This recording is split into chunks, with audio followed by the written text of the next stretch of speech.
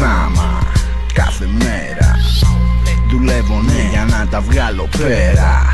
Κυβερνά και πά μπροστά μόνο η λέρα. Αυτό έχω να πω, γιατί το ζω, το έχω δει. Βάζω στοίχημα, το έχεις δει κι εσύ. Να δουλεύεις σκληρά χωρίς να βγάζεις λεφτά.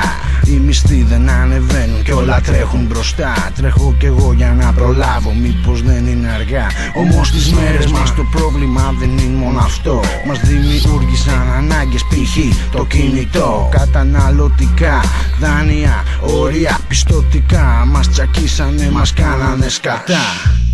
Ευτυχώς που υπάρχουν πράγματα ωραία στη ζωή, όπως είναι τα παιδιά και η παρέα. Μόνο πες μου πότε θα βρεθούμε ξανά, για να τα πούμε μια βραδιά όμορφα και ήσυχα. Μα μένει μια Κυριακή, μόνο μια Κυριακή, για να αράξεις, να καθίσεις, να ξεκουραστείς, να κάτσεις σπίτι με την οικογένειά σου και για να δεις τα παιδιά σου. Μα μένει μια Κυριακή, μόνο μια Κυριακή, για να αράξεις, να καθίσεις, να ξεκουραστείς, να κάτσεις σπίτι, να μην πας πουθενά,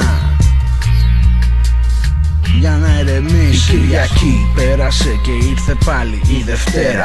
Πίσω στη δουλειά για άλλη μια φορά.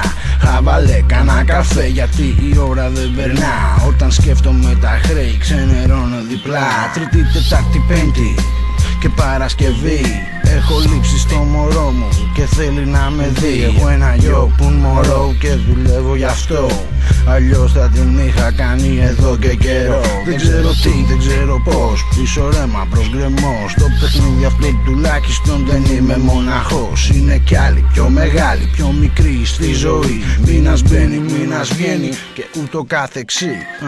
Όμως τα Σάββατα τη βλέπω αλλιώς. Άντε να φύγει η μέρα, να ξεκουραστώ, να πάω σπίτι, να αράξω εκεί, γιατί με περιμένει μια ολόκληρη Κυριακή. Μα μένει μια Κυριακή, μόνο μια Κυριακή, για να αράξεις, να καθίσεις, να ξεκουραστείς, να κάτσεις σπίτι με την οικογένειά σου και για να δεις τα παιδιά σου. Μα μένει μια Κυριακή, μόνο μια Κυριακή, για να αράξεις, να καθίσεις, να ξεκουραστείς, να κάτσεις σπίτι, να μην πας πουθενά,